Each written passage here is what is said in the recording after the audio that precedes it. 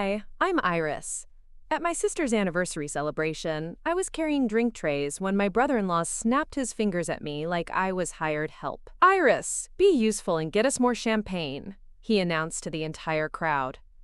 My sister Victoria laughed, and my parents just watched like it was perfectly normal. None of them knew that the woman they were treating like staff actually owned every single inch of the $4 million oceanfront resort they were celebrating at.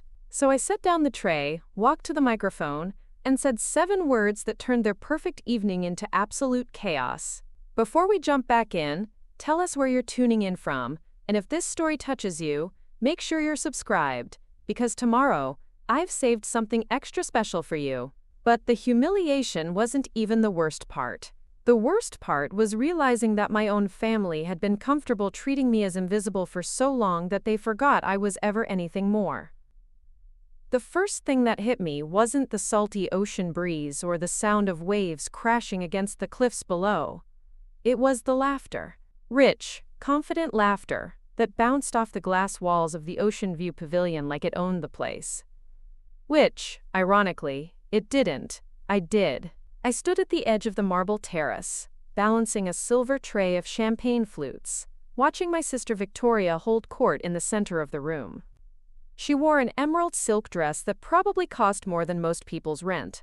Her auburn hair swept into an elegant updo that caught the light from the crystal chandeliers overhead. The pavilion sparkled around her like a jewelry box, all polished surfaces and floor-to-ceiling windows overlooking the Pacific. Moonstone Bay Resort had been transformed for their 15th wedding anniversary party. White roses cascaded from every surface, their petals scattered across the Italian marble floors. Golden fairy lights twisted around the columns, creating a warm glow that mixed with the setting sun, painting the sky in shades of amber and coral. The ocean stretched endlessly beyond the floor-to-ceiling windows, waves rolling against the private beach below where tiki torches flickered in the evening breeze. Victoria's voice carried across the room as she regaled a circle of guests with stories about their recent trip to the French Riviera. Her husband Marcus stood beside her, one hand possessively placed on her waist, nodding along with that practiced smile he'd perfected over the years. He looked every inch the successful real estate developer in his tailored navy suit, his silver hair slicked back, his eyes constantly scanning the room like he was calculating property values. The guest list read like a who's who of Portland's social elite. Doctors, lawyers, tech executives, all nursing expensive wine and picking at artisanal hors d'oeuvre, prepared by the resort's award-winning chef. They moved through the space with that particular confidence that comes from never having to check price tags or wonder if they belong somewhere. I didn't belong here, at least not according to them. My parents sat at the head table, my mother Helen resplendent in navy blue with her signature pearl necklace, my father Robert looking distinguished in his charcoal suit. They beamed at Victoria like she was their greatest achievement, which in their minds, she probably was. The successful daughter with the perfect marriage, the beautiful home in the hills, the charity board positions, and the social connections that mattered. I wore a simple black dress, appropriate for someone meant to fade into the background. My dark hair was pulled back in a practical bun, no jewelry except for my grandmother's simple silver watch. I'd deliberately chosen to look unremarkable, invisible even. It was a role I'd perfected over the years. The evening had started pleasantly enough. I'd arrived early under the pretense of wanting to help with the arrangements, which wasn't entirely untrue. I did want everything to be perfect for Victoria's celebration. The resort staff knew me, of course, but I'd asked them to maintain discretion. Just for tonight, I wanted to observe, to see how my family interacted when they thought no one important was watching. The irony wasn't lost on me that in trying to make myself invisible, I'd become exactly that to them. "Iris, darling, could you freshen everyone's drinks?" Victoria's voice cut through the ambient conversation, sweet but with that underlying edge I'd learned to recognize over the years. She didn't look directly at me when she spoke, instead continuing her animated conversation about their upcoming ski trip to Aspen. I moved through the crowd with practiced grace, refilling glasses and clearing empty plates. The guests barely acknowledged my presence, which was nothing new. At family gatherings, I'd always been the quiet one, the responsible one, the one who made sure everything ran smoothly behind the scenes while Victoria sparkled in the spotlight. The pavilion filled with more laughter as Marcus launched into a story about closing a particularly challenging commercial real estate deal. His voice boomed across the space, commanding attention the way it always did. He had that particular brand of masculine confidence that took up all the oxygen in a room, the kind that expected everyone else to orbit around his accomplishments. "The seller thought he had me over a barrel," Marcus was saying, gesturing expansively with his whiskey tumbler. Poor guy had no idea I'd already secured backup financing through 3 different sources. Sometimes you have to let people think they hold the cards before you show them who's really in control. The assembled crowd chuckled appreciatively. These were his people, fellow masters of the universe, who understood the thrill of financial maneuvering and power plays. My father nodded along, clearly impressed by his son-in-law's business acumen. I collected empty glasses from a nearby table, listening to fragments of conversation that flowed around me like water around a stone. Talk of stock portfolios and vacation homes, private school admissions and country club politics. The casual mention of 5-figure donations to political campaigns and 6-figure art acquisitions. This was Victoria's world now, and she navigated it with the same natural grace she'd always possessed. She'd married into it, yes, but she'd also earned her place through charm, intelligence, and an instinctive understanding of social dynamics that I'd never quite mastered. The sunset deepened outside, painting the ocean in shades of gold and crimson. The pavilion's automated lighting system gradually increased, maintaining the perfect ambiance as natural light faded. Everything was precisely calibrated, from the temperature to the music volume to the timing of each course. It was the kind of flawless execution that guests noticed without realizing they were noticing, the hallmark of truly exceptional hospitality. I should know. I'd designed every detail of this system myself. "Ladies and gentlemen, if I could have your attention, please." Marcus had moved to the front of the pavilion, tapping his whiskey glass with his wedding ring to create a clear, musical chime. The conversation gradually died down as all eyes turned toward him. Victoria joined him, slipping her arm through his with that radiant smile that had charmed everyone since we were children. They looked perfect together, like something out of a luxury magazine spread. The golden couple celebrating their golden anniversary in their golden moment. 15 years ago, Marcus began, his voice carrying easily across the space, I married the most extraordinary woman I'd ever met. Victoria brought beauty, intelligence, and grace into my life in ways I never thought possible. The crowd murmured appreciatively. Several women dabbed at their eyes with cocktail napkins. She's built an incredible life for our family, Marcus continued, his arm tightening around Victoria's waist. Her charity work, her social connections, her ability to create beauty wherever she goes. She's the foundation that everything else is built on. Victoria blushed prettily, playing her part to perfection. This was her moment, her celebration, her time to shine in front of everyone who mattered to her. And I have to say, Marcus went on, his voice taking on that slightly patronizing tone that always made my shoulders tense. We're so grateful to have family who understand their place in supporting what we've built. Some people are meant to be in the spotlight, and others are meant to keep things running smoothly behind the scenes. His eyes found mine across the room, and something cold settled in my stomach. Take my sister-in-law Iris, for example, he continued, gesturing in my direction with his glass. Always willing to pitch in, never needing recognition or praise. She understands that not everyone can be the star of the show. A few people chuckled, following his gaze to where I stood frozen near the serving station. My hands tightened around the empty tray I was holding. In fact, Iris, since you're already playing server tonight, could you be a dear and make sure everyone's glasses stay full? The champagne is running low, and we wouldn't want our guests to go thirsty. The request hung in the air like a challenge. Victoria said nothing, just smiled that same radiant smile. My parents looked down at their plates, suddenly fascinated by the artisanal appetizers they'd been ignoring moments before. The silence stretched just long enough to become uncomfortable. Long enough for everyone to understand that this wasn't really a request. Long enough for the power dynamic to become crystal clear to every person in the room. I could feel 60 pairs of eyes on me, waiting to see how I'd respond. waiting to see if I'd accept my assigned role or dare to push back against the natural order of things. For a moment I considered it.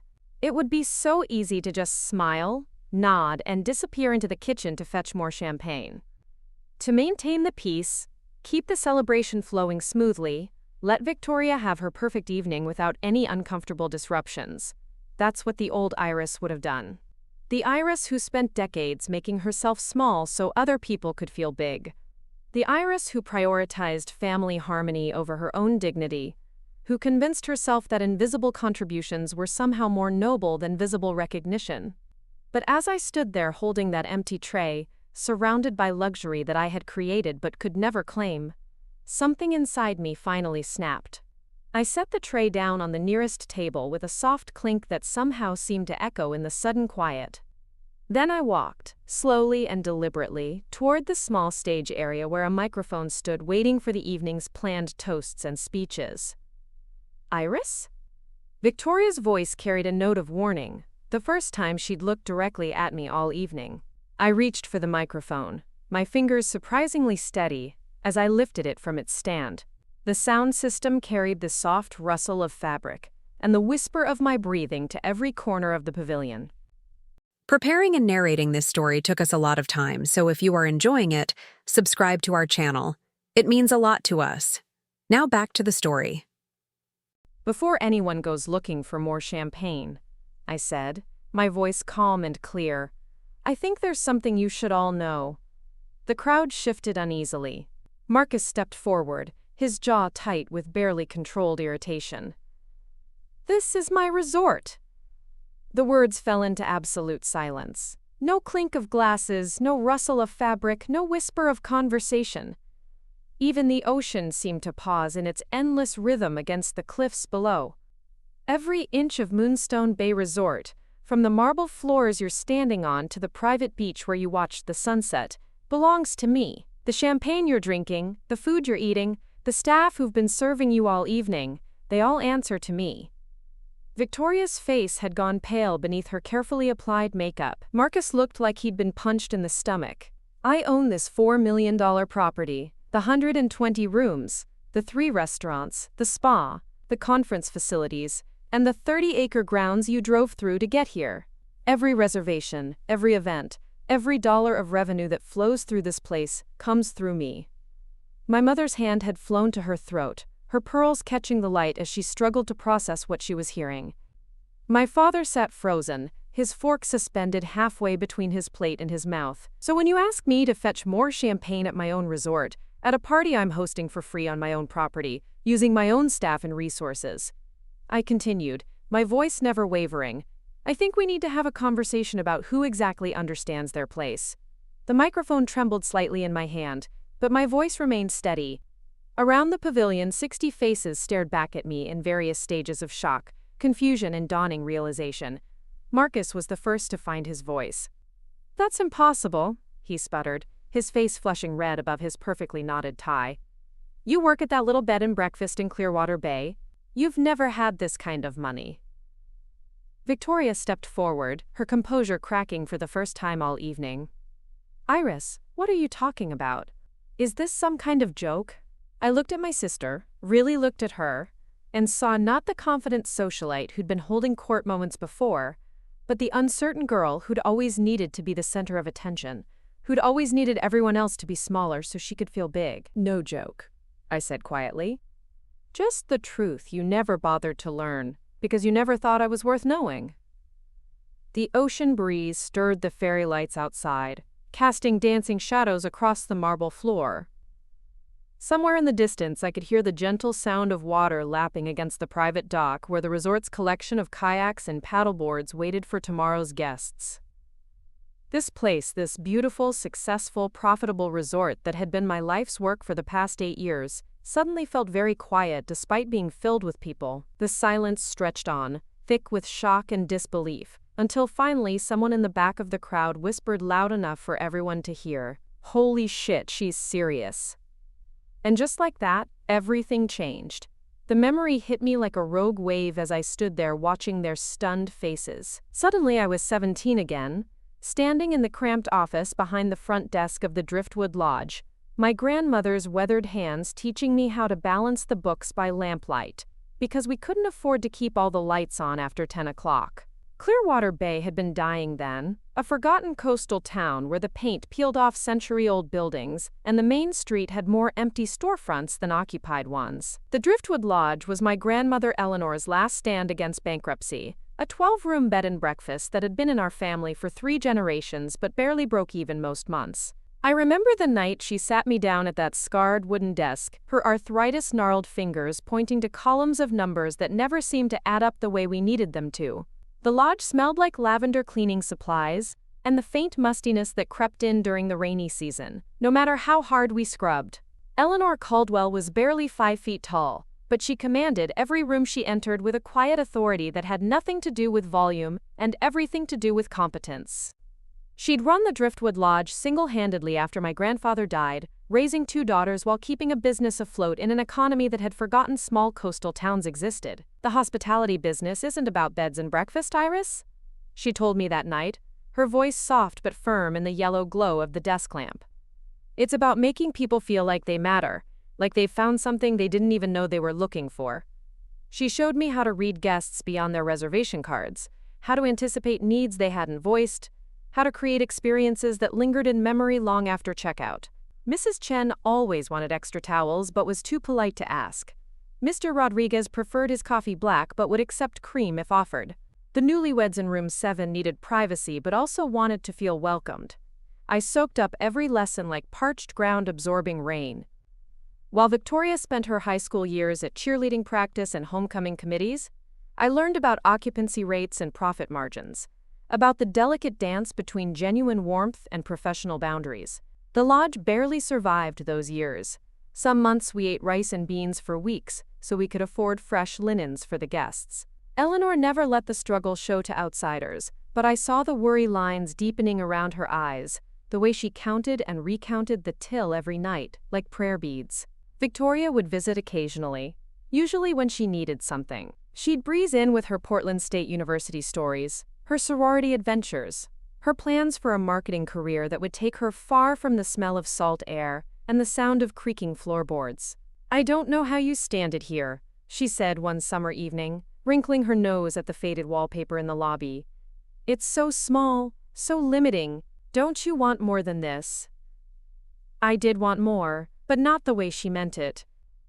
I wanted to understand how to make this work, how to take something that barely survived and help it thrive. I wanted to learn the secrets behind the successful coastal resorts I read about in hospitality magazines, the ones that commanded premium rates and year-round bookings. Eleanor died during my senior year of high school, quietly in her sleep after a particularly difficult winter season. She left the Driftwood Lodge to my mother Helen, who took one look at the books and immediately started talking about selling to developers. "It's just not practical anymore, honey," my mother said, standing in Eleanor's office and looking overwhelmed by the stacks of reservations, vendor invoices, and maintenance schedules. "We can't keep throwing money at this old place." But I couldn't let it die. Not when I'd spent 3 years learning every corner of the business. Not when I understood what Eleanor had been trying to build. So I made a deal that probably seemed insane to everyone else. I'd take over operations, cover the expenses, handle all the day-to-day management.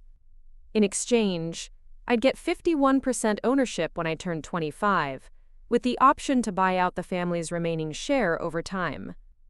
My parents agreed, probably because they figured I'd fail within a year and they could sell the property guilt-free. Victoria thought I was throwing my life away, choosing imprisonment in a dead-end town over the opportunities waiting in the wider world. They had no idea what I was actually choosing. Those first few years nearly broke me. I was 18, then 19, then 20, trying to run a business that required skills I was still learning while competing with chain hotels that offered amenities I couldn't afford. The lodge needed a new roof, updated plumbing, fresh paint inside and out, and marketing that would attract guests beyond the occasional lost tourist. I worked 18-hour days, learning bookkeeping software at midnight after finishing the dinner service, researching online marketing strategies between check-ins.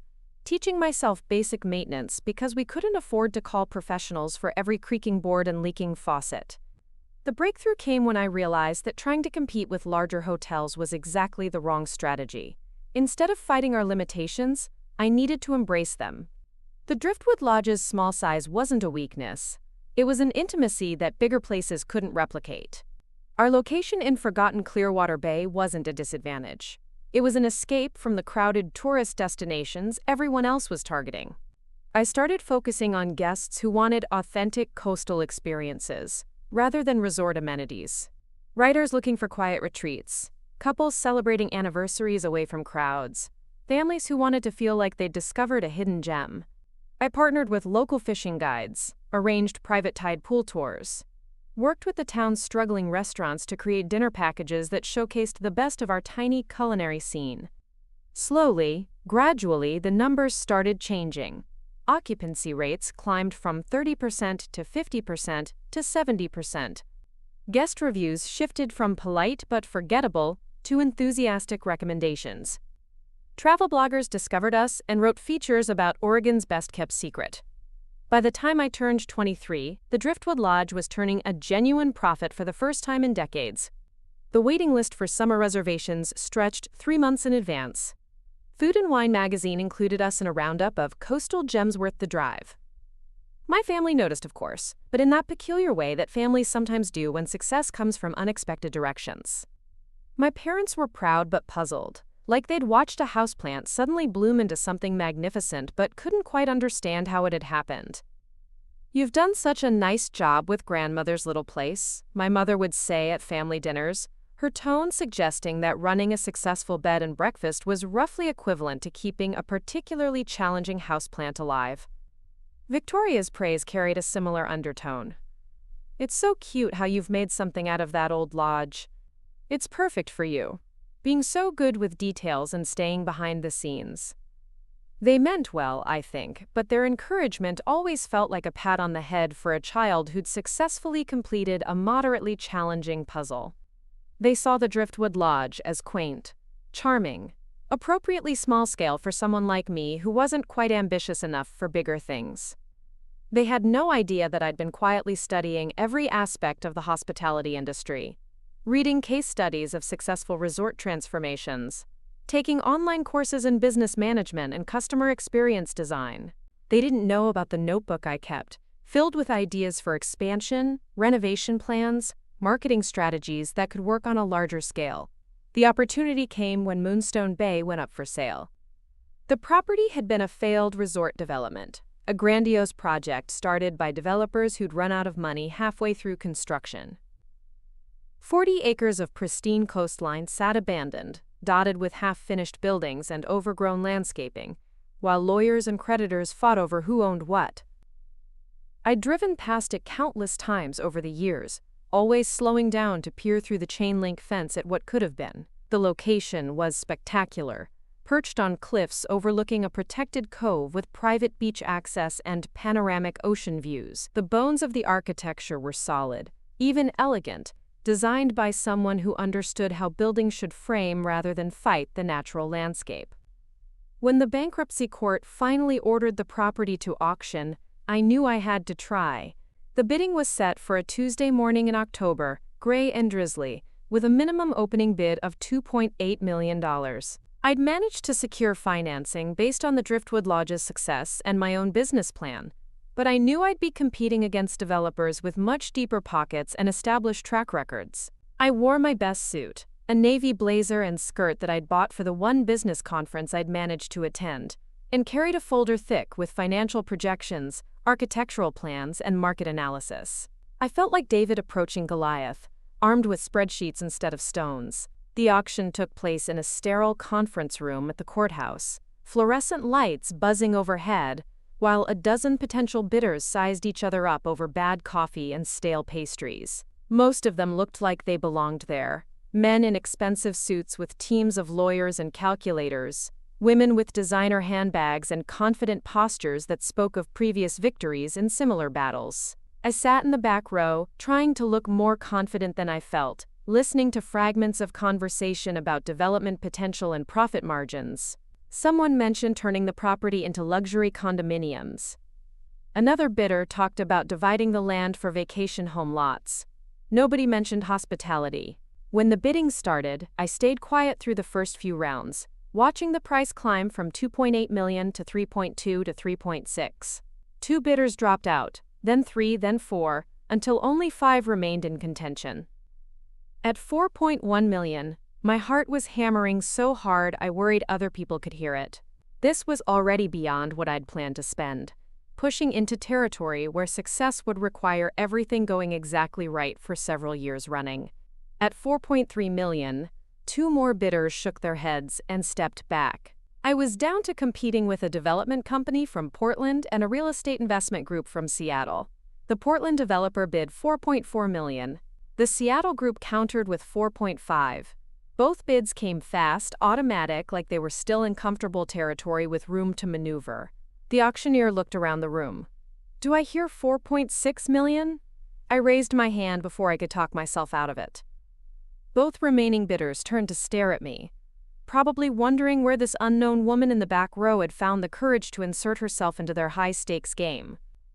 The Portland developer bid 4.7 million without hesitation. The Seattle group went to 4.8. I countered with 4.9, my voice somehow steady even though my hands were shaking. At 5 million even, the Seattle group finally stepped back. The Portland developer studied me for a long moment, probably calculating whether I was serious or just driving up his price, then nodded to the auctioneer. 5.1 million. The room fell silent. This was it. Everything I'd worked for, everything I'd learned, everything I'd dreamed about, came down to this moment. I could feel my grandmother's presence in that sterile conference room, her voice reminding me that the hospitality business was about making people feel like they mattered. 5.2 million, I said, my voice carrying across the quiet room like a challenge. The Portland developer shook his head. "She can have it." Just like that, I owned 40 acres of Pacific coastline, and the bones of what would become Moonstone Bay Resort. The next 3 years were a blur of construction crews, permit applications, loan payments that kept me awake at night, and the kind of detailed planning that would have made Eleanor proud. I lived in a trailer on the construction site, partly to save money on rent, and partly because I needed to oversee every detail of the renovation. I kept the Driftwood Lodge running throughout the construction, using its steady income to supplement the resort development loans. But every spare dollar went into Moonstone Bay. I ate peanut butter sandwiches for lunch and learned to patch drywall myself, because paying contractors for every small task would have bankrupted the project before we opened. The resort that emerged was everything I'd envisioned, and more. 120 rooms, ranging from oceanview suites to cozy garden cottages, 3 restaurants showcasing local ingredients and coastal cuisine, a spa built into the natural rock formations, conference facilities that could host everything from corporate retreats to dream weddings. But the real magic was in the details that most guests would never consciously notice. The way the lighting shifted throughout the day to complement the changing sky. The soundproofing that let ocean waves be heard but kept neighboring rooms private. The staff training program that emphasized anticipating needs rather than just responding to requests. The carefully curated art collection from local artists that made every hallway feel like a gallery. I hired Diego Vasquez as my general manager, a hospitality veteran who'd worked at some of the most prestigious resorts on the West Coast, but was drawn to the idea of building something new from the ground up. Patricia Walsh became my financial advisor, helping me navigate the complex world of resort financing and revenue management. We opened Moonstone Bay Resort on a rainy Thursday in March, 3 years and 2 months after I'd won the auction. Our first guests were a couple celebrating their 40th wedding anniversary, who'd driven down from Seattle on a whim, drawn by a travel article they'd read about Oregon's emerging luxury hospitality scene. I watched from the lobby as they checked in, noting the way their eyes widened when they saw the ocean view from the front desk, how they smiled at each other when the bellhop explained the evening turndown service and complimentary wine tasting. They looked exactly like the guests Eleanor had taught me to recognize. People who were searching for something special without quite knowing what they wanted to find. Within 6 months, we were booked solid through the following summer. Within a year, Condé Nast Traveler named us one of the best new hotels in America. Within 18 months, we were profitable. But here's the thing that my family never understood, never bothered to learn, never thought to ask about. The success didn't happen by accident. It wasn't luck or timing or stumbling into something beyond my abilities. It was the result of 15 years of gradual, deliberate, methodical learning that started with my grandmother's worn ledger books and evolved into sophisticated understanding of hospitality management, customer psychology, operational efficiency, and market positioning. I'd studied guest satisfaction surveys from competitor properties. I'd analyzed seasonal booking patterns across the Pacific Northwest. I'd researched staff retention strategies and vendor negotiation tactics and revenue optimization algorithms. I'd visited dozens of successful resorts as a customer, taking mental notes about what worked and what didn't, what felt authentic and what felt forced. The woman who stood at the auction that October morning knew exactly what she was bidding on and exactly how to turn it into something extraordinary. The quiet girl who'd balanced books by lamplight had grown into someone who understood how to create experiences that guests would remember for decades. But to my family, I was still just Iris, the granddaughter who'd chosen to stay behind in a small town, the daughter who was good with details, the sister who preferred to work quietly in the background while others took center stage. They knew I ran grandmother's little place successfully. They knew I'd bought some property on the coast for a hospitality project, but they'd never asked for details, never visited during construction, never shown interest in understanding what I was actually building. When Moonstone Bay Resort appeared in travel magazines and online reviews, when it started generating millions in annual revenue, when it became a destination that attracted guests from around the world, my family seemed to regard it as a pleasant surprise rather than an inevitable result of years of focused effort. Victoria would mention it casually to her friends. "My sister has this little resort down the coast. It's doing quite well." As if success were something that had happened to me rather than something I'd methodically constructed. My parents were proud but perplexed. They couldn't quite reconcile their mental image of me as the quiet, supportive daughter with the reality of someone who'd built a multi-million-dollar hospitality business from scratch. So when they wanted a venue for Victoria's anniversary celebration, it made perfect sense to them to ask if they could use my place. Not as an acknowledgement of what I'd accomplished, but as a favor from family. A nice backdrop for their special event. And when they needed someone to help coordinate the evening, to make sure everything ran smoothly, to handle the behind-the-scenes details that would let Victoria shine in front of her guests, it was natural to assume I'd take care of it. After all, that's what I did. I was the one who made things work quietly in the background while others enjoyed the spotlight. Standing there in the pavilion, watching 60 faces stare back at me in shocked silence, I realized that they'd never seen me clearly because I'd never demanded to be seen. I'd been so focused on building something meaningful that I'd forgotten to insist on recognition for building it. Marcus recovered first, his face cycling through disbelief, anger, and something that might have been embarrassment. "Even if that's true," he said, his voice tight with the effort of maintaining control, "there's no need to make a scene. This is supposed to be a celebration." Victoria stepped closer to the microphone, her composure cracking around the edges. "Iris, can we talk about this privately? You're embarrassing yourself."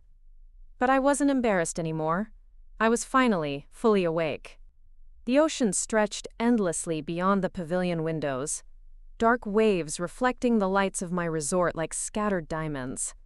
Somewhere below us, the private beach where I'd walked countless times during construction was preparing for tomorrow's sunrise yoga class and afternoon tide pool explorations.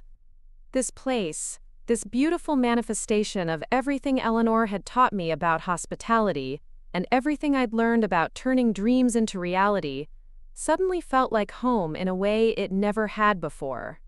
Not because I owned it, but because I'd finally claimed it. The silence that followed my revelation lasted exactly 43 seconds. I know because I found myself counting, watching the digital clock on the pavilion's sound system tick forward, while 60 pairs of eyes remained fixed on me in various states of shock and disbelief. Then the whispers started. Did she really just say she owns this place? That's impossible, right? I mean, look at her. Marcus, you said she worked at some little inn somewhere.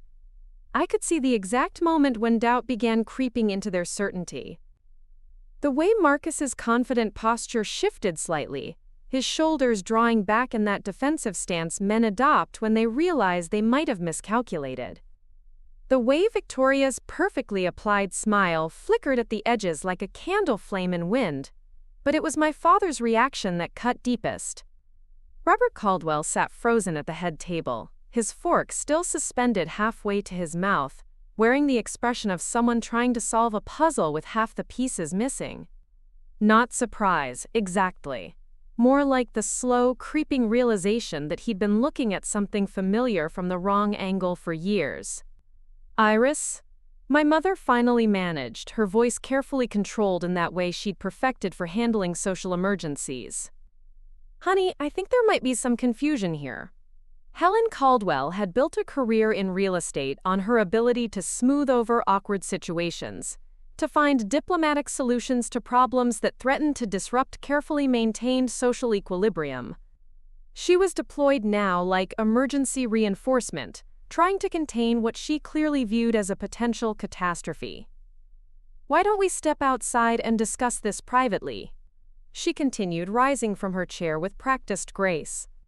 I'm sure we can clear up any misunderstanding without disrupting Victoria's lovely celebration. But I wasn't interested in being managed anymore. There's no misunderstanding, Mom, I said, my voice carrying clearly through the pavilion's excellent acoustics. I've owned Moonstone Bay Resort for 2 years now. Fully paid for, no liens. No partners. The deed is in my name, the business license is in my name, the tax assessments come to my address. I could feel the shift in the room's energy as my words sank in. The casual dismissal was hardening into something more defensive, more desperate. This wasn't just about correcting a misperception anymore. This was about the fundamental way my family had constructed their understanding of themselves, of me, of the natural order of things. Marcus stepped forward, his jaw set in that particular way that meant he was about to deploy what he considered his most devastating argument. Even if you do own this place, he said, his voice dripping with condescension, that doesn't change the fact that you've been acting like staff all evening. Playing server, clearing tables, fetching drinks. If you really owned a resort, you'd understand that owners don't do that kind of work. The crowd murmured agreement. Several people nodded, along with his logic. Here was something they could understand, a framework that made sense. Successful people acted a certain way, presented themselves with a particular kind of authority. They didn't blend into the background, or accept menial tasks without complaint. You're right, I said simply. Owners don't usually serve their own guests. Marcus smiled, thinking he'd scored a point. But then again, I continued. Most owners don't host family celebrations for free, either. Most owners charge full event rates for private pavilion rentals, premium catering packages, dedicated staff service, and exclusive beach access. Most owners don't waive the standard $50,000 event fee as a gift to their sister. The smile disappeared from Marcus's face like water down a drain. 50,000? Victoria's voice came out as barely a whisper. I nodded toward the pavilion around us, the crystal chandeliers, the floor-to-ceiling windows, the marble floors that had been custom quarried from Italian mountainside. This is our premier event space. We typically book it for high-end corporate retreats and destination weddings. The standard package includes exclusive access to the pavilion and beach, full catering service, dedicated event coordination, and premium bar service. 50,000 is actually our off-season rate. Peak season runs closer to 75. The mathematics of what I was saying began registering on faces around the room. These were people who understood the value of luxury experiences, who'd paid premium rates for exclusive venues, who knew exactly how much it cost to rent spaces like this for their own events. My cousin Natalie, who'd been quiet until now, spoke up from her table near the windows. But Iris, you never said anything about charging us. When Victoria mentioned wanting to have the party here, you just said yes. I did say yes, I agreed, because family is family. But that doesn't mean the value disappears. It just means I chose to absorb it as my gift to Victoria and Marcus. I let that sink in for a moment before continuing. Just like I absorbed the cost of flying in those orchids from Hawaii, because Victoria mentioned loving white orchids at her bridal shower 12 years ago. Just like I absorbed the cost of hiring the additional kitchen staff to accommodate your guests, dietary restrictions, and the cost of the string quartet that played during cocktail hour, and the cost of the photographer who's been discreetly documenting your evening from the balcony. Victoria's face had gone pale beneath her carefully applied foundation. There's a photographer? I nodded toward the upper level of the pavilion, where a figure with a professional camera had indeed been capturing candid moments throughout the evening. Jenny Martinez, one of the best wedding photographers on the West Coast. She specializes in high-end destination events. Her standard package for something like this runs about $8,000. The whispers started again, but quieter now, more urgent. Guests pulling out phones, probably Googling Moonstone Bay Resort, to verify what they were hearing. The smart ones were already finding our website, our reviews, our rates. Patricia Walsh materialized at my elbow, like she'd been waiting for her cue. I hadn't seen her enter, but then again, Patricia had spent 30 years in hospitality management and knew how to move through events without drawing attention when necessary. She wore her standard elegant black suit and carried a leather portfolio that screamed executive competence. At 55, Patricia commanded respect simply by walking into a room, her silver hair perfectly styled, her posture radiating the kind of quiet authority that came from decades of managing crisis situations. "Miss Caldwell," she said formally, though I could see the hint of amusement in her eyes. "I apologize for interrupting your family celebration, but we have some urgent operational matters that require your approval." She opened her portfolio and pulled out a tablet, its screen displaying what looked like financial reports and booking charts. "The Saturday wedding party has requested to extend their reception by 2 hours, and the corporate retreat scheduled for next week wants to add team-building activities on the beach. I need your authorization for the additional staff scheduling and equipment rentals." The performance was flawless. Patricia held the tablet at just the right angle for nearby guests to glimpse the Moonstone Bay Resort letterhead, the columns of numbers, the official-looking documents that confirmed everything I'd been saying. Also, she continued, the travel journalist from Coastal Living called to confirm her site visit next month for the feature article. She specifically wants to interview you about the sustainable practices you've implemented and the local partnership program. Marcus looked like he was trying to solve a math problem that kept changing its variables. "Who is this?" he demanded, gesturing at Patricia. "Patricia Walsh?" I said calmly. "My director of operations. She manages day-to-day resort functions, coordinates with department heads, oversees our revenue optimization programs." "Patricia, I'd like you to meet my brother-in-law, Marcus Morrison." Patricia extended her hand with professional courtesy. "Mr. Morrison, I understand you're in commercial real estate development. You might appreciate some of the renovation challenges we faced when we acquired this property." The structural engineering alone was fascinating. She launched into a brief but technically detailed explanation of the construction process, dropping names of contractors and architects that Marcus would recognize, referencing building codes and permit processes that only someone intimately familiar with large-scale development would know. I watched Marcus's face as she spoke, saw the moment when professional recognition overrode personal disbelief. This wasn't someone who could be dismissed as confused or delusional. This was clearly a competent executive discussing complex business operations with casual expertise. "I should let you return to your celebration," Patricia concluded, closing her portfolio. "Ms. Caldwell, I'll handle the Saturday extension approval and get back to Coastal Living tomorrow morning. The financial reports will be on your desk by 9. She nodded politely to the room and disappeared as quietly as she'd arrived, leaving behind the faint scent of expensive perfume and the undeniable impression of executive competence. The silence that followed was different from the shocked quiet after my initial revelation. This was the silence of people recalibrating their understanding of reality, processing information that didn't fit their existing frameworks.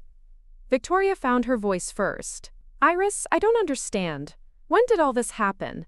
How did you afford something like this? And why didn't you tell us?" The questions hung in the air like accusation and plea combined. My sister stood in the middle of her celebration, surrounded by the luxury I'd created and gifted to her, struggling to reconcile the woman she thought she knew with the evidence surrounding her. "When did it happen?" I repeated. "I bought the property 3 years ago. Construction took 18 months. We opened 2 years ago last spring. How did I afford it?" "The same way anyone builds a business, Victoria. Years of work, careful planning, strategic investment, and leveraging the success of existing operations." I gestured toward the windows overlooking the ocean. "As for why I didn't tell you, that's a more complicated question. When exactly should I have brought it up? At Christmas dinner when you spent 2 hours talking about your charity board position? At Mom's birthday when the conversation focused entirely on your redecorating project? At Easter when you showed everyone photos from your ski trip?" The accusation in my voice was gentle but unmistakable. I wasn't angry, exactly. I was simply pointing out a pattern that had been invisible to them but painfully obvious to me. "You never asked what I was doing with my life, beyond the polite social questions. You never visited the Driftwood Lodge after I took it over, never saw what I'd built there. You knew I'd bought some coastal property for a hospitality project because I mentioned it once, but you never asked for details." My father finally set down his fork, his face troubled. "But honey, you never seemed interested in talking about business things. You always changed the subject when we discussed work." "No, Dad," I said quietly. I stopped trying to participate in those conversations because every time I mentioned my work, someone redirected the discussion to Victoria's latest accomplishment or Marcus's recent deal. I learned that my contributions weren't really welcome unless they were supportive background noise. The truth of that statement settled over the room like fog rolling in from the ocean. I could see recognition flickering in various faces as people remembered conversations, family gatherings, moments when they'd unconsciously reinforced the dynamic I was describing. My mother pressed her hand to her chest, her pearls catching the light. "Oh, Iris, we never meant to make you feel excluded." "I know you didn't mean to," I said gently. "That's what made it so insidious. Nobody set out to diminish what I was doing. It just happened gradually, naturally, because it was easier to focus on the daughter who was comfortable being the center of attention." Diego Vasquez appeared at the pavilion's entrance, tall and elegant in his perfectly tailored dark suit. His timing was as impeccable as Patricia's had been, though I suspected they'd coordinated their appearances to maximum effect. "Excuse me, Ms. Caldwell," he said in his precise, lightly accented English. "I apologize for the interruption, but the sommelier needs your approval for tomorrow's wine pairing with the anniversary dinner. Also, the executive chef wants to confirm the menu modifications for the guest with the shellfish allergy." Diego had worked at Four Seasons properties in San Francisco and Napa Valley before joining Moonstone Bay, and it showed in every gesture, every perfectly modulated word. He carried himself with the quiet confidence of someone accustomed to managing luxury experiences for demanding clientele. "Additionally," he continued, consulting the phone in his hand, "we've received 3 new reservation requests for next month, including one from a travel writer who specifically mentioned seeing our property featured in Pacific Northwest magazine. Shall I have reservations confirm them at our standard rates?" The cascade of operational details, delivered with matter-of-fact professionalism, painted an unmistakable picture of a thriving business requiring constant executive decision-making. These weren't the concerns of someone who owned a small inn or managed a modest bed and breakfast. "Handle the wine pairing approval," I told him. "Confirm with Chef Garcia about the allergen protocols and, yes, approve the new reservations at standard rates. The Pacific Northwest feature should generate good referral business." Diego nodded and withdrew, leaving behind another layer of evidence that everything I'd claimed was not only true but actively, successfully operational. Marcus had been studying his phone while Diego spoke, and his face had gone through several distinct color changes. Jesus Christ, he muttered, staring at the screen. Your property is all over TripAdvisor. 5-star ratings, hundreds of reviews, best luxury resort on the Oregon coast, exceptional service and breathtaking location. This goes back 2 years. He looked up at me with something approaching awe mixed with confusion. The average room rate is $400 a night. In the off-season. Peak season rates go up to $800. Victoria grabbed his phone, scrolling frantically through reviews and photos. This can't be right. These people are talking about world-class amenities, Michelin-quality dining, award-winning spa services. She looked around the pavilion as if seeing it for the first time. This is really yours? All of this? Before I could answer, my phone buzzed with an incoming call. I glanced at the screen and saw a number I recognized but hadn't expected to hear from tonight. Excuse me? I said, answering the call. This is Iris. Miss Caldwell, this is Jennifer Chen from Travel Plus Leisure. I hope I'm not calling too late, but I'm working on deadline for our Best New Resorts feature, and I wanted to confirm a few details about Moonstone Bay's sustainability initiatives. Do you have a moment?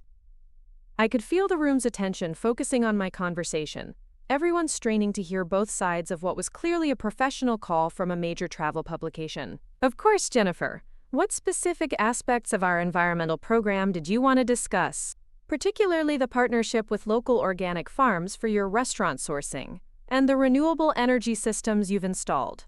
Our fact-checkers need to verify the statistics you provided about reducing carbon footprint and supporting local economy.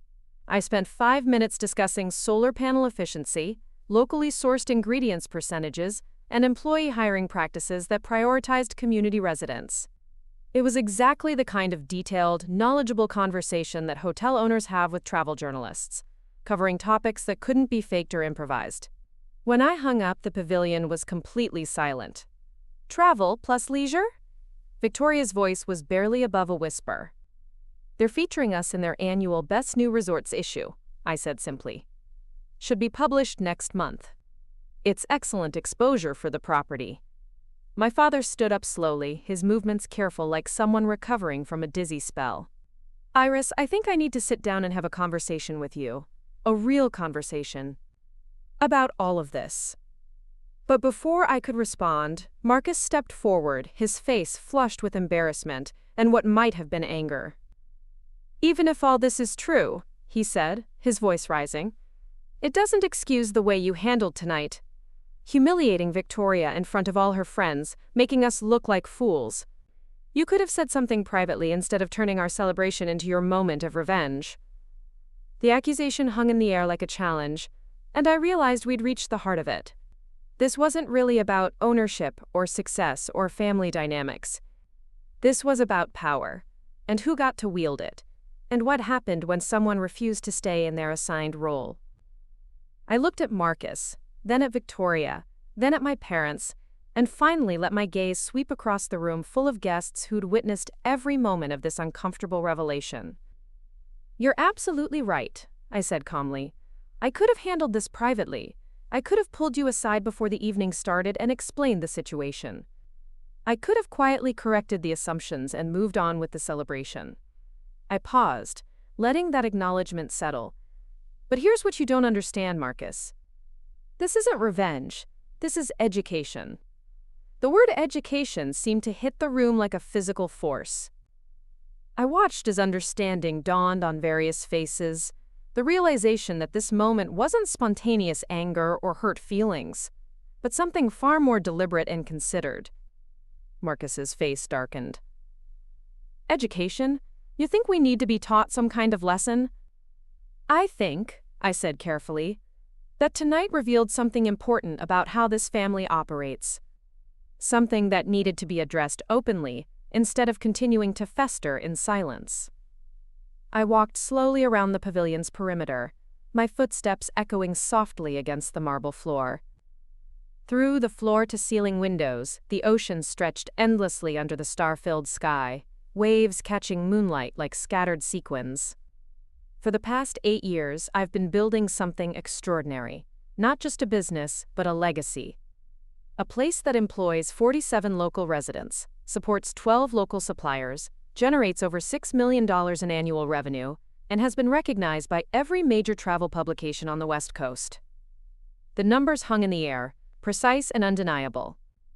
I could see guests pulling out phones again, probably verifying the claims, cross-referencing reviews and articles. During those same 8 years, how many times has anyone in this family asked me about my work beyond polite pleasantries? How many times has anyone visited the property, shown interest in what I was creating, acknowledged what I was accomplishing? Victoria shifted uncomfortably, her emerald dress rustling against the marble. You never seemed to want attention for it. You always deflected when we brought up work topics. I deflected, I said gently, because every time I tried to share something meaningful about my business, the conversation shifted to your latest board appointment, or Marcus's newest development project. I learned that my achievements were welcomed only as supporting background to your more important accomplishments. My cousin Natalie spoke up from her table near the windows. But Iris, you never corrected us. If we misunderstood the scope of what you were doing, why didn't you set the record straight? It was a fair question, and I'd been expecting it, because correction requires an audience willing to listen. When someone consistently changes the subject every time you mention your work, when they nod politely and redirect to topics they find more interesting, you eventually stop trying to share. I paused beside a pillar draped in white roses, their fragrance mixing with the salt air drifting through the pavilion's ventilation system. More than that, I realized something troubling about our family dynamic. My success was acknowledged only when it remained appropriately modest, appropriately invisible. The Driftwood Lodge was praised because it fit everyone's mental image of what Iris should accomplish. Small scale, charming, safely contained. My father cleared his throat, his face troubled. That's not fair, honey. We were proud of what you did with your grandmother's place. Were you proud of what I accomplished, or were you relieved that I'd found something suitable for my limitations? The question came out sharper than I'd intended, but I didn't soften it. Robert Caldwell sat back in his chair like he'd been slapped. Around the room, other family members exchanged uncomfortable glances. When Moonstone Bay started receiving national recognition, when travel magazines featured us, when booking requests came in from around the world, did anyone in this family mention it? Did anyone acknowledge that quiet little Iris had built something that competed with the best resorts in the country? Helen pressed her hand to her throat, her pearls catching the chandelier light. We didn't know the full scope of it. You didn't know because you didn't ask. But more importantly, you didn't want to know. Because my success at this level disrupted the comfortable family narrative, where Victoria was the accomplished daughter, and I was the supportive sister who handled details quietly in the background. The truth of that statement settled over the room like a heavy blanket. I could see recognition flickering in various faces, the uncomfortable awareness that they'd been complicit in maintaining a fiction that served their comfort more than my dignity. My phone buzzed with another call. I glanced at the screen and saw a number I didn't immediately recognize, but the area code was familiar. "Excuse me?" I said, answering. "This is Iris Caldwell." "Miss Caldwell, this is David Kim from the Portland Business Journal.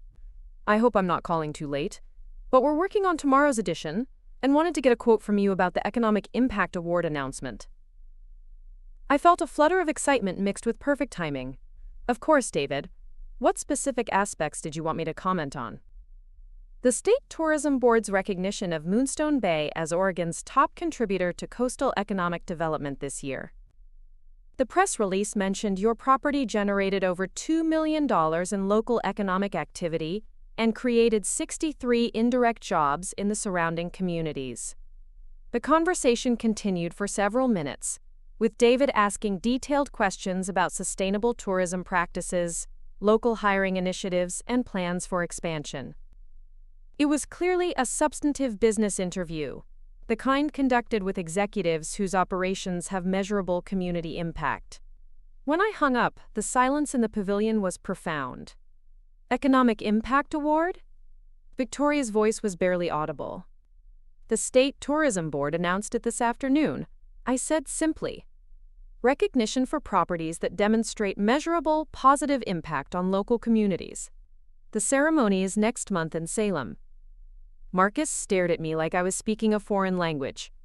You're receiving a state-level business award? Along with 3 other hospitality properties across Oregon. The selection criteria included revenue generation, local employment, environmental stewardship, and community partnership programs. I could see the mathematical calculations happening in various minds around the room. State-level recognition meant vetted success, verified impact, accomplishments that couldn't be dismissed or minimized. Liam Bennett appeared at my elbow, my former assistant who now managed guest relations at the resort. He'd grown into the role beautifully over the past year, developing the kind of intuitive guest service instincts that couldn't be taught. Ms. Caldwell, he said quietly, I'm sorry to interrupt your family celebration, but we have a situation with the Henderson wedding party. The bride's father is insisting on fireworks for tomorrow night's reception, but we haven't secured the necessary permits from the county fire marshal. The operational crisis was perfectly timed, highlighting the constant decision-making required to manage a complex hospitality operation. These weren't theoretical business discussions, but real problems requiring immediate executive attention. What's our backup plan for the pyrotechnics request? I asked. Chef Garcia suggested a dessert presentation with sparkler candles and tableside flambe service. The effect would be dramatic but contained. No permits required. Alternatively, we could coordinate with the local fire department for a controlled beach bonfire with supervised s'mores service. I considered both options, weighing guest satisfaction against operational complexity and safety requirements. Coordinate with the fire department for the beach bonfire option.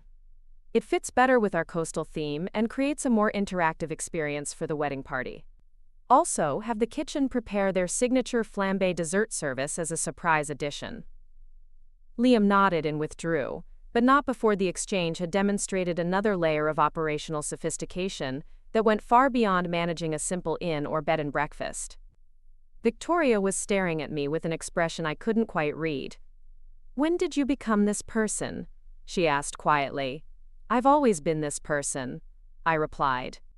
You just never bothered to look closely enough to see it. The honesty of that response seemed to hit her like a physical blow. Her carefully maintained composure cracked, and for a moment I saw not the confident socialite but the uncertain girl, who'd always needed to be the center of attention to feel secure. But why didn't you tell us? Why let us go on thinking you were just managing grandmother's little place? Because every time I tried to share what I was building, you made it clear you weren't really interested. When I mentioned acquiring coastal property, you nodded politely and changed the subject to your charity gala planning. When I talked about construction challenges, you interrupted with stories about your kitchen renovation. When travel magazines started featuring the resort, none of you mentioned seeing the articles. I moved to the windows overlooking the ocean, where moonlight painted a silver path across the dark water. I realized that my accomplishments were welcome only as long as they remained appropriately smaller than yours. The moment they threatened to overshadow your achievements, they became invisible to this family. My mother stood up slowly, her movements careful and deliberate. Iris, if we made you feel that way, I'm truly sorry. That was never our intention. I know it wasn't intentional, I said gently. That's what made it so insidious. Nobody set out to diminish what I was doing. It happened gradually, naturally, because it was easier to maintain comfortable assumptions than to challenge them. Helen walked toward me, her heels clicking softly against the marble floor. What can we do to fix this? The question hung in the air between us, heavy with years of accumulated misunderstanding and missed opportunities for real connection.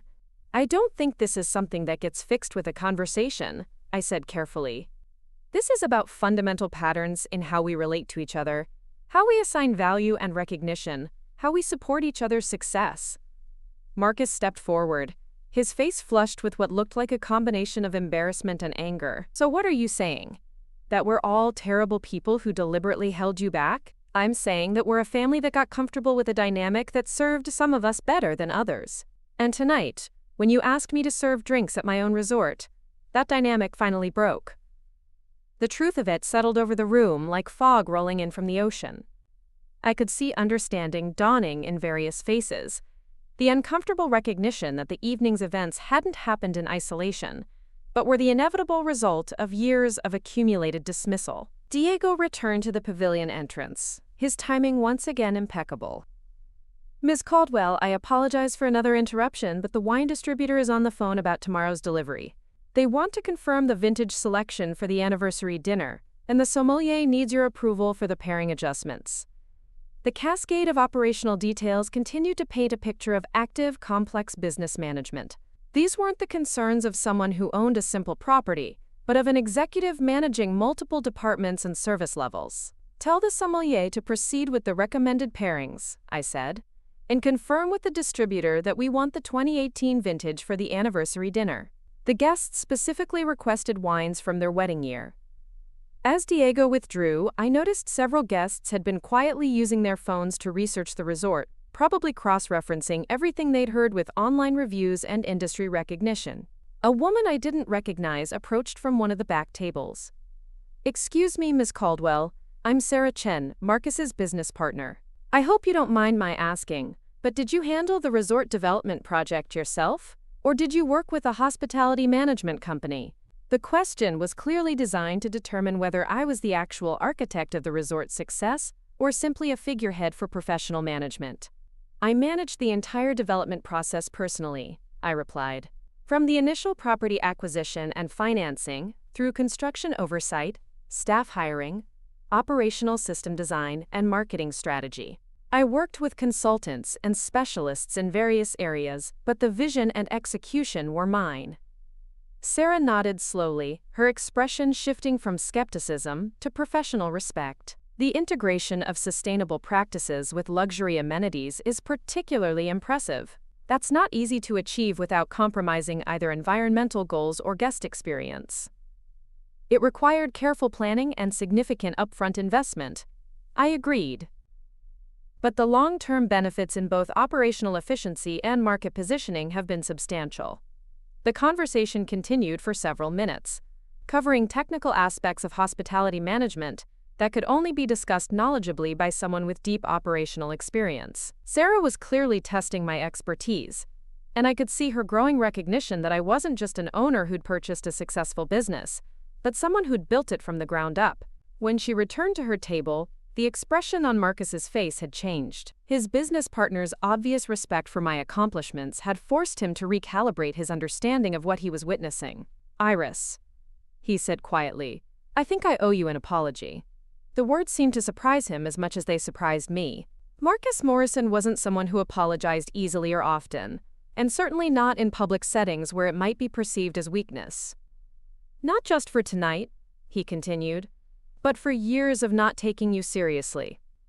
For assuming your success was limited because it looked different from what I understood success to be." Victoria moved to stand beside her husband, her face troubled. "I owe you an apology too. We all do. But I wasn't ready for apologies yet. Not because I was angry, but because I wasn't sure they understood what they were apologizing for. The problem isn't just that you underestimated what I was accomplishing," I said carefully. "The problem is that you were comfortable with a family dynamic that required me to remain small so you could feel big. My invisibility wasn't an accident. It was necessary to maintain the story you'd constructed about yourselves." The accusation hung in the air like a challenge, and I could see various family members struggling with the implications of what I was saying. Tonight, when Marcus told me to fetch champagne, he wasn't making an innocent mistake. He was reinforcing a power dynamic that this family has maintained for years. The assumption that I exist to support Victoria's celebrations, to handle details quietly in the background, to make sure everything runs smoothly so others can enjoy the spotlight. I looked around the pavilion, at the luxury surroundings that I'd created and gifted to them, at the faces struggling to process a reality that didn't fit their comfortable assumptions. "The education isn't just about recognizing what I've accomplished," I said quietly. "It's about understanding why you were so comfortable not recognizing it." The silence that followed my words was different from all the others that had punctuated the evening. This wasn't shock or disbelief or even embarrassment. This was the heavy quiet of people being forced to examine truths they'd spent years avoiding. My father was the first to break it. He stood up slowly, his movements deliberate and careful, like someone testing their balance after a dizzy spell.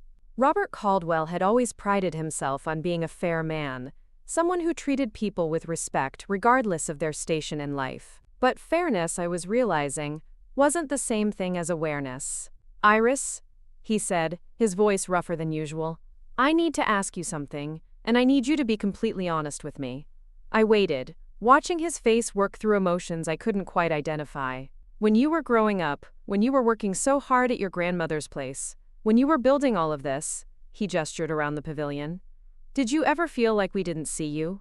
Really see you?" The question hung between us like a bridge neither of us was sure we wanted to cross. I could feel the weight of 60 pairs of eyes watching this moment unfold, waiting to see whether our family would choose honesty or comfortable fiction. "Yes," I said quietly. For most of my life, I felt invisible to this family unless I was being useful. The admission seemed to hit him physically. His shoulders sagged and he sat back down heavily in his chair. "That's on me," he said, looking directly at me. "That's on all of us, but it starts with me. I taught everyone in this family that love looked like maintaining harmony, that being supportive meant not rocking the boat, that success meant not making other people uncomfortable."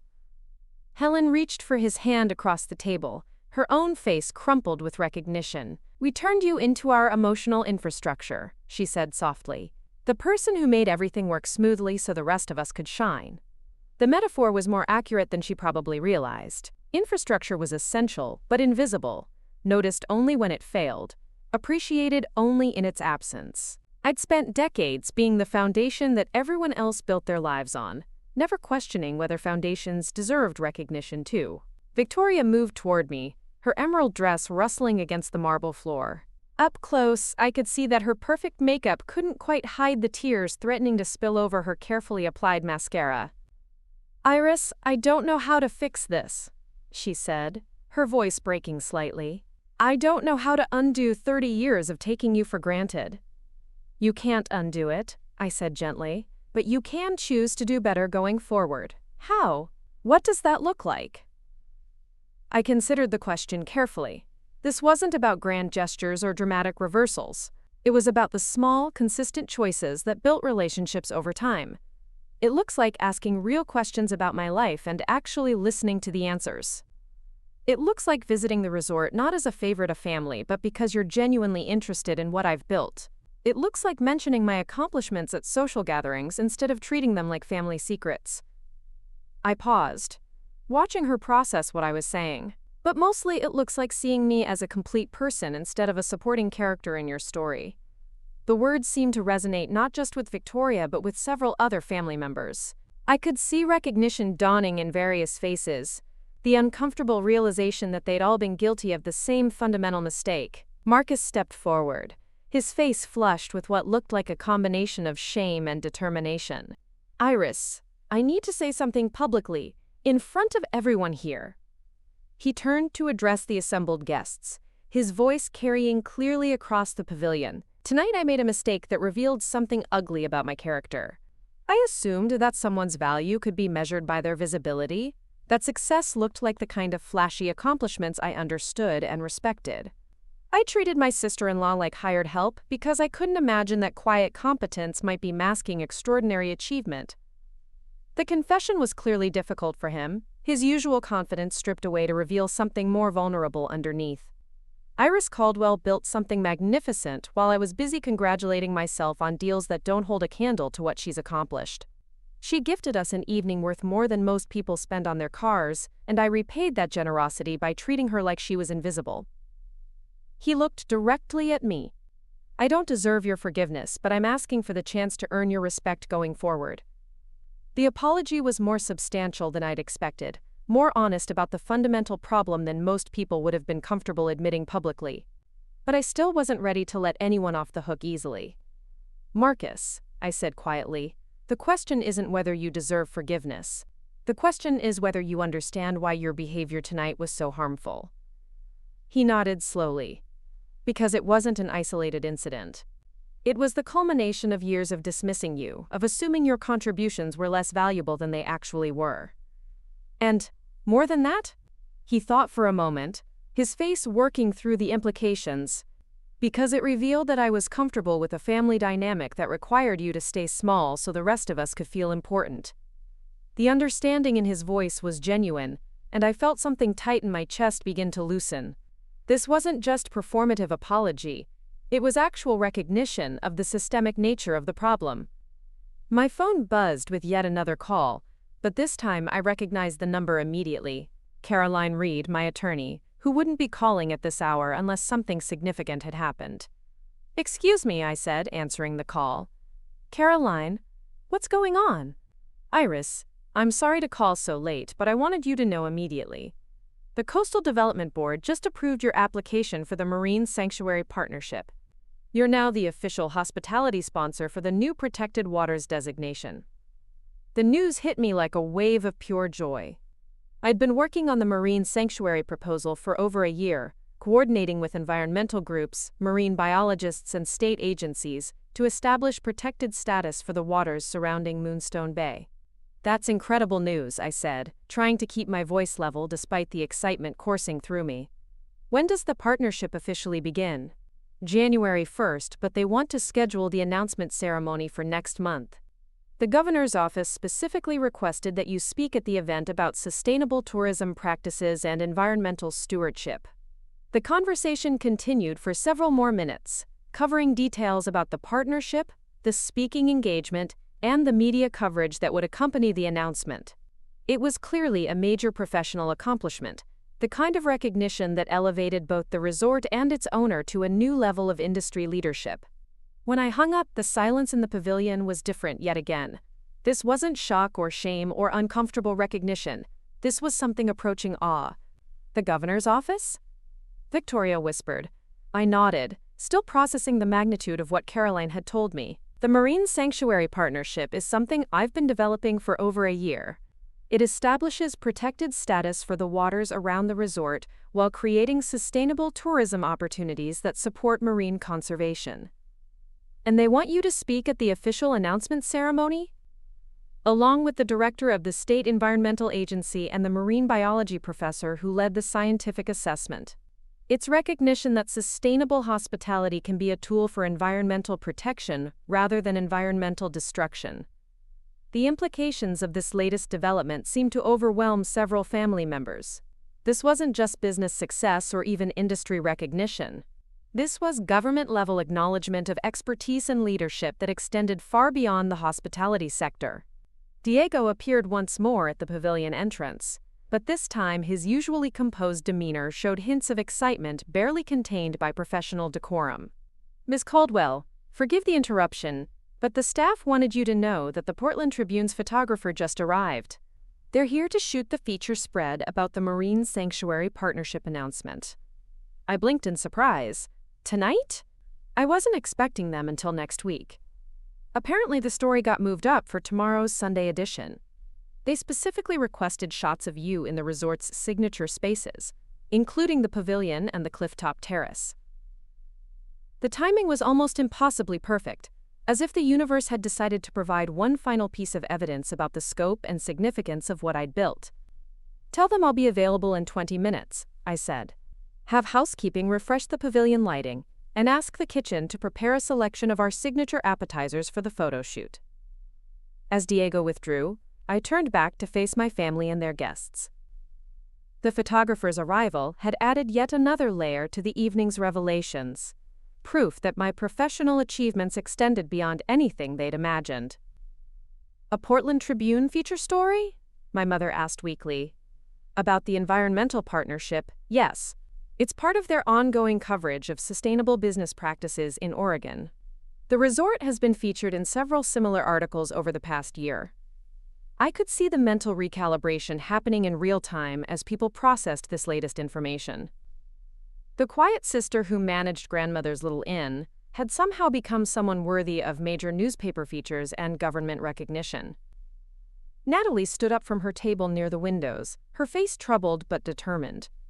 "Iris, I need to say something too." She walked toward me slowly, her heels clicking against the marble floor in the sudden quiet. "I've been sitting here listening to all of this, trying to figure out how I could have been so blind.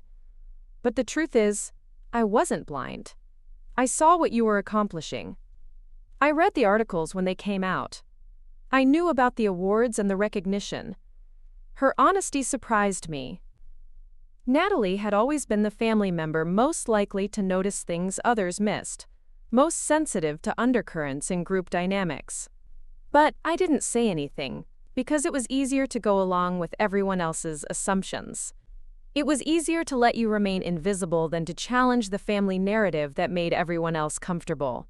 The admission cut deeper than the unconscious dismissals from other family members. Natalie's silence had been a choice, a deliberate decision to maintain social equilibrium at the cost of my recognition. "I'm not asking for forgiveness," she continued. "I'm asking for the chance to do better. To be the family member who notices your accomplishments and celebrates them publicly. To be someone you can count on for support, instead of someone who stays silent when you deserve recognition." Her words seemed to break something open in the room. I could see other family members wrestling with similar recognitions, understanding that passive participation in my invisibility was its own form of harm. The photographer's arrival interrupted the moment of reckoning. Jenny Martinez, the same photographer who'd been discreetly documenting the anniversary celebration, appeared with professional lighting equipment and camera gear that looked like it belonged on a movie set. "Ms. Caldwell," she said with a warm smile, "I'm so sorry to intrude on your family celebration, but the Tribune editors are very excited about this story. They want to capture both the business leadership angle and the personal commitment to environmental stewardship." The photo shoot that followed felt surreal, taking place against the backdrop of my family's continued processing of the evening's revelations. Jenny positioned me in various locations around the pavilion, explaining the narrative arc of the images as she worked. "This shot emphasizes the luxury hospitality aspect," she said, framing me against the crystal chandeliers and ocean views. "This one focuses on the environmental stewardship, with the natural coastline visible through the windows. And this series captures the personal leadership element, showing you in your element as a business owner and community partner." As she worked, family members and guests watched in fascination. This wasn't just documentation of success. It was the creation of a public image that positioned me as a significant figure in Oregon's business and environmental communities. "The story will run as the Sunday business section cover," Jenny explained as she packed up her equipment, with a sidebar about sustainable tourism practices and their economic impact on coastal communities. When she'd gone, the pavilion felt somehow different, charged with the energy of transformation and possibility. The evening that had started as Victoria's celebration had evolved into something none of us had anticipated. "I think," said my father quietly, "that we need to start over." He stood up again, this time with more certainty in his movements, not just apologizing for tonight, but rebuilding how we function as a family. Starting with the assumption that everyone deserves to be seen and celebrated for their actual accomplishments. Helen nodded, tears finally spilling over despite her attempts to maintain composure. "We raised you to be supportive and selfless, but we never taught the rest of the family to support and celebrate you in return." "That ends now," Victoria said firmly. "I want to visit the resort next month, not as family requesting favors, but as someone genuinely interested in learning about what you've built. I want to understand the business, meet your staff, see the operation from the inside." Marcus stepped forward. "And I want to discuss potential partnerships between your environmental initiatives and my development projects. I've been building without considering sustainability impact, but you've proven it's possible to create luxury experiences that actually protect natural resources." The offers of genuine engagement felt more valuable than any apology could have been. This was what I'd been missing all along, not just recognition but authentic interest in my work as something worthy of respect and collaboration. "There's something else," I said carefully, "something I've been planning that I'd like to share with all of you." I walked to the windows overlooking the ocean, where moonlight painted silver paths across the dark water. "Next year, I'm launching a hospitality training program for young women from underserved communities. Full scholarships for business education, management training, internships at top-tier resorts, mentorship programs that connect them with industry leaders." The announcement seemed to surprise everyone, including family members who thought they were finally beginning to understand the scope of my ambitions. It's called the Eleanor Caldwell Foundation, named after grandmother. The goal is to create pathways for women who have the talent and drive, but lack the connections and opportunities to build careers in luxury hospitality. Victoria's face lit up with something I hadn't seen directed at me in years. Genuine excitement, authentic engagement with an idea that clearly resonated with her. "That's incredible," she said. "How can I help?" "I have connections with women's organizations, fundraising experience, event planning expertise that could be useful." For the first time all evening, she was offering to support my vision instead of asking me to support hers. "I'd love your help," I said simply. "This is bigger than anything I can accomplish alone." Other family members began chiming in with offers of assistance, connections they could provide, resources they could contribute. The energy in the room shifted from damage control to collaborative possibility. My phone buzzed one more time, but this notification was different. A text message from Diego that made me smile despite everything that had happened. "The Henderson wedding party wants to book their anniversary celebration next year. Same date, same setup, but they specifically requested that you personally handle the coordination. They were impressed by your attention to detail tonight."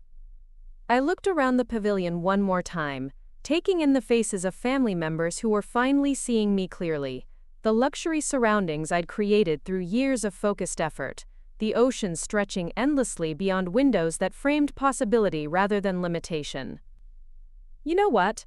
I said to the room in general. "I think this turned out to be exactly the kind of celebration it was meant to be." Victoria smiled, her first genuine expression of the entire evening. "Next year, for my birthday, I want to celebrate here too. But next time, you're the guest of honor." "And next time," added Marcus, "I'm bringing a notebook to take notes about sustainable development practices." "And next time," said my father, "I'm bringing questions about the business instead of assumptions about your role in it." The promises felt like seeds being planted, the beginning of something new growing from the wreckage of old patterns that had never served any of us well. As guests began gathering their belongings and preparing to leave, several approached me with business cards and invitations. Word of the evening's revelations had spread through the room, and suddenly everyone wanted to understand more about the resort, the environmental initiatives, the upcoming foundation launch. "This is going to be the most talked-about party of the year," laughed Sarah Chen, Marcus's business partner. "Not for the reasons anyone expected, but definitely the most memorable." Patricia appeared at my side as the crowd began to thin, her professional demeanor softened by what might have been approval. "Well handled," she said quietly. "Though I suspect tomorrow's staff meeting will be interesting." Half the team watched the live stream from the kitchen monitors. I blinked in surprise. "Live stream?" The photographer set up a live feed for the Tribune's website. The Marine Sanctuary announcement story is already trending on social media. The implications of that information would have overwhelmed me earlier in the evening. Now it just felt like the natural conclusion to a night that had already redefined everything. As the last guests departed and family members exchanged hugs that felt different from any we'd shared in years, I found myself alone in the pavilion with Victoria. The silence between us was comfortable now, sisters finally seeing each other clearly. "Thank you," she said quietly. "For what?" "For not giving up on us. For caring enough to force this conversation instead of just walking away from the family completely." I considered her words carefully. I never wanted to walk away. I just wanted to be seen. "Well," she said with a small smile, "mission accomplished." Outside the pavilion windows, the ocean continued its eternal rhythm against the cliffs, waves carrying moonlight toward shore in patterns that had remained unchanged for millennia. But inside, everything was different. The resort would continue operating at the same level of excellence it always had. The staff would provide the same exceptional service. The guests would enjoy the same luxury amenities. The business would generate the same impressive revenue. But I would never again be invisible in my own story. And that, I thought as I turned off the pavilion lights and locked the doors behind me, was worth more than any amount of money or recognition could ever be. Walking across the moonlit grounds toward my cottage on the bluff, I could hear the distant sound of waves and night birds, the gentle hum of a successful resort settling into peaceful sleep. Tomorrow would bring new challenges, new opportunities, new stories to write. But tonight had been about reclaiming the story that was already mine. Up next, you've got 2 more standout stories right on your screen. If this one hit the mark, you won't want to pass these up. Just click and check them out.